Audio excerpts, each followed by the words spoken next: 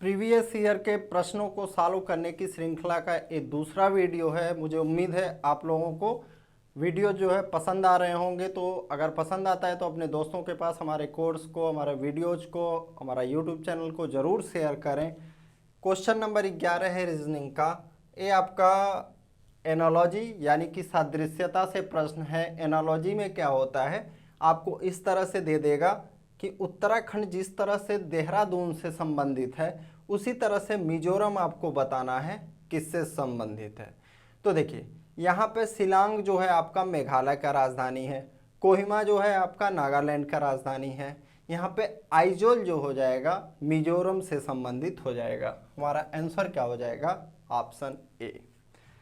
अगला क्वेश्चन है, एक लड़के का परिचय देते हुए एक लड़की ने कहा वह मेरे चाचा के पिता की बेटी का बेटा है। लड़का लड़की से कैसे संबंधित है। तो देखिए कौन परिचय दे रहा है, एक लड़की परिचय दे रही है।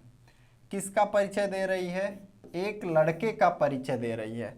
तो लड़के के लिए पॉजिटिव, लड़की के लिए निगेटिव। अब यह जो लड़का है इसके चाचा के पिता, इसके चाचा के पिता, चाचा का पिता कौन हो जाएगा, ग्रैंडफादर यानी कि बाबा हो जाएंगे। की बेटी, ग्रैंडफादर की बेटी क्या हो जाएंगी, बुआ हो जाएंगी। कौन हो जाएगी, बुआ हो जाएंगी। का बेटा है यानी उसके बुआ का क्या है, बेटा है। लड़का लड़की से कैसे संबंधित होगा, तो ये जो लड़का हो जाएगा इसका क्या हो जाएगा, ममेरा भाई हो जाएगा। क्या, ममेरा। बुआ का लड़का है तो फुफेरा भाई हो जाएगा। क्या, फुफेरा भाई हो जाएगा। अगर पूछता कि ये लड़की कैसे संबंधित है तो ममेरी बहन हो जाती। क्या, ममेरी बहन हो जाती। यदि एक कोड भाषा में, ये आपका प्रश्न जो है कोडिंग डिकोडिंग से है। कोडिंग डिकोडिंग में कई तरह के प्रश्न बनते हैं। जो हमारा मॉक टेस्ट कराया जा रहा है वहाँ पे आप लोगों के लिए मैंने टफ से टफ लेवल का भी कोडिंग डिकोडिंग करा रखा है, ताकि इस बार जो पेपर आए तो आप इजी से जो है हार्ड लेवल तक का तैयारी करके जाएं। टफ क्वेश्चन भी आता है तो आप उसे आसानी से सॉल्व कर लें। एक क्वेश्चन जो है इजी लेवल में रखा जाएगा। देखिए क्या लिख रहा है, COULD BNTKC BNTKC। एक माइनस किया, एक माइनस, एक माइनस, एक माइनस, एक माइनस, सभी में क्या किया जा रहा है, एक कम किया जा रहा है। तो उस कोड में हम मोल्डिंग कैसे लिखेंगे, तो देखिए सभी में एक माइनस करते हैं।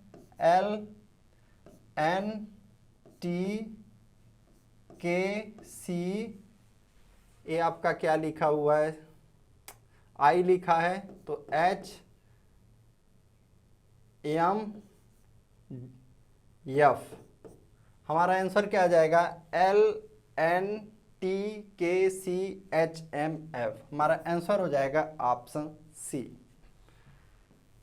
इस क्वेश्चन को मैंने पहले वीडियो में बताया है कि दो टाइप के प्रश्न बनते हैं इस पे। एक पूछता है कौन सा बनाया जा सकता है, दूसरा पूछता है कौन सा नहीं बनाया जा सकता है। तो यहाँ पे जो पूछ रहा है आपसे कौन सा नहीं बनाया जा सकता है, लाइट आ गया। दिए गए विकल्पों में से उस शब्द का चयन करें नहीं बनाया जा सकता इनफ्लेटनरी से। तो इसको 2-3 बार पढ़िएगा आप, ये जो वर्ड है। अब फ्लेयर, फ्लेयर आपको डायरेक्ट लग रहा है कि बन जाएगा, FLAIR। फॉल्टी, फॉल्टी देखते हैं, FAU हमें कहीं नहीं दिख रहा है। बाकी और शब्द भी देख लेते हैं। नेशनल, NATIONAL बन जा रहा है, ए भी बन जा रहा है। राशन, RATION ए भी बन जा रहा है। हमारा कौन सा वर्ड नहीं बन रहा है, ऑप्शन बी जो है नहीं बन रहा है। अगला क्वेश्चन है हमारा, मणि की उम्र प्रभु की उम्र से दोगुनी है, रमोना प्रभु से आधी उम्र की है। अगर मणि 60 वर्ष की है तो रमोना की उम्र का पता लगाएं। तो देखिए क्या कर रहा है, मणि की उम्र प्रभु की उम्र से दोगुनी है, तो मणि की उम्र प्रभु की उम्र से दोगुनी, तो प्रभु का मान लिया 1, तो इसका कितना हो जाएगा 2 यूनिट। अगर प्रभु का उम्र 1 यूनिट है तो मणि का उम्र 2 यूनिट। अब क्या कह रहा है, रमोना प्रभु से आधी उम्र की है, यानी रमोना का कितना हो जाएगा 1/2 यानी 0.5। क्या इसका भी आधा क्या है, रमोना है। अब अगर मणि 60 वर्ष का हो, यानी कि इस 2 यूनिट का वैल्यू कितना है, 2 यूनिट का जो वैल्यू है हमारा 60 है, तो 1 यूनिट का वैल्यू क्या आ जाएगा 30। क्वेश्चन में दिया है रमोना प्रभु से आधी उम्र की है, प्रभु का आधा कितना हो जाएगा 15। हमारा आंसर क्या आ जाएगा, ऑप्शन बी। एक परिवार में एक आदमी, उसकी पत्नी, उसके 3 बेटे, उनकी पत्नियां और प्रत्येक बेटे के परिवार में 3 बच्चे शामिल थे। परिवार में कितने सदस्य हैं?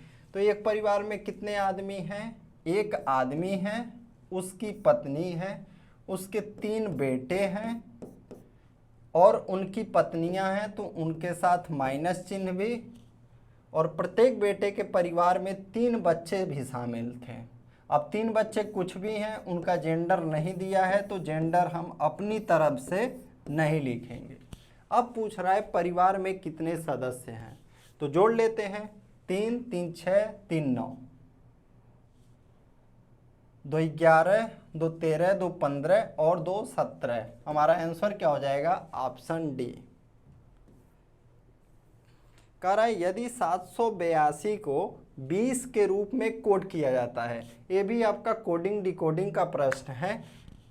671 को 17 लिखा जाता है, तो कैसे लिखा जा रहा है, कभी हम इसको जोड़ के भी देखते हैं, जैसे 8 7 15 2 17। कभी हम इसको गुणा भी करके चेक करते हैं, कभी हम भाग भी देख के चेक करते हैं, जैसे 78 में 2 का भाग दे दिया या 7 से 82 में भाग दे दिया। ऐसे मतलब नंबर को चेक करना पड़ता है कई तरह से। तो यहाँ पे 17 में 3 जोड़ेंगे तो 20 हो जाएगा, 6 7 13 1 14, 14 में 3 जोड़ेंगे तो 17 हो जाएगा। तो 884, 8 8 16, 4 20 और 3 जोड़ेंगे तो कितना हो जाएगा हमारा 23।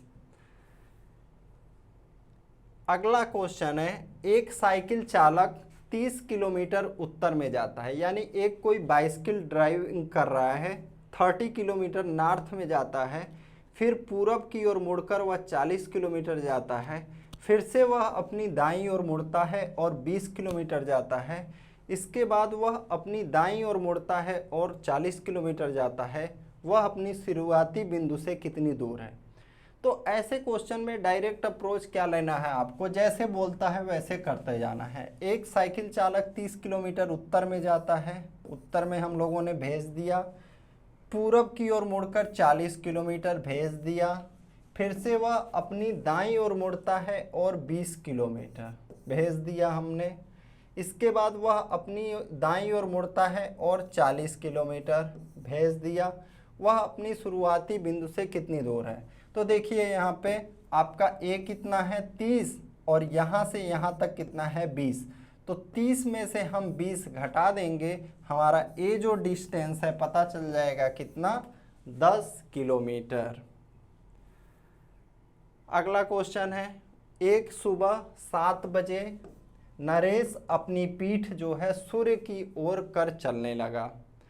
तो सुबह में जो सूर्य होता है किस दिशा में होता है, पूर्व दिशा में होता है, और उसका पीठ जब सूर्य की तरफ है यानी नरेश किधर जाएगा, पश्चिम की तरफ जाएगा। फिर वह बाईं ओर मुड़ा सीधा चला, बाईं ओर कहाँ हो जाएगा, दक्षिण की दिशा में। फिर दाईं ओर मुड़कर सीधा चला, फिर वह फिर से बाईं ओर मुड़ा, किधर जा रहा है, नीचे की तरफ, पेपर में नीचे की तरफ। अब वह किस दिशा का सामना कर रहा है, तो उसके सामने कौन सा दिशा होगा, पेपर में जब नीचे है तो देखिए यहाँ पे नॉर्थ, यहाँ पे साउथ, यहाँ पे ईस्ट और वेस्ट। ये नॉर्थ ईस्ट, ए नॉर्थ वेस्ट, ए साउथ वेस्ट और ए साउथ ईस्ट। हमारा आंसर क्या हो जाएगा? साउथ, यानी कि दक्षिण दिशा का वह सामना कर रहा है। वेनी स्मिथ से 1 साल बड़ी है। वेनी स्मिथ से कितना साल बड़ी है? वेनी स्मिथ से 1 साल बड़ी है, मैं +1 लिखूंगा यहाँ पे। स्मिथ सलीम से 2 साल बड़ा है। स्मिथ को SM लिखता हूँ। स्मिथ जो है सलीम से SL से 2 साल बड़ा है। राजू सलीम से 1 साल बड़ा है। ये आपका रैंकिंग का क्वेश्चन है, यानी आपका क्रम व्यवस्था से क्वेश्चन है। कह रहा है राजू सलीम से 1 साल बड़ा है। अच्छा, ये जो आपका स्मिथ था सलीम से 2 साल बड़ा था, राजू सलीम से 1 साल बड़ा है, तो राजू इसके बीच में आ जाएगा। पूछ रहा है सबसे छोटा कौन है, तो सबसे छोटा हमारा कौन हो जाएगा? सलीम। ऑप्शन बी जो है हमारा आंसर हो जाएगा। तो ये आपका पार्ट 2 था। अगले पार्ट में हम 21 से 30 तक देखेंगे। तो आपसे रिक्वेस्ट है वीडियो को और दोस्तों के पास ज़रूर शेयर करें। Thank you.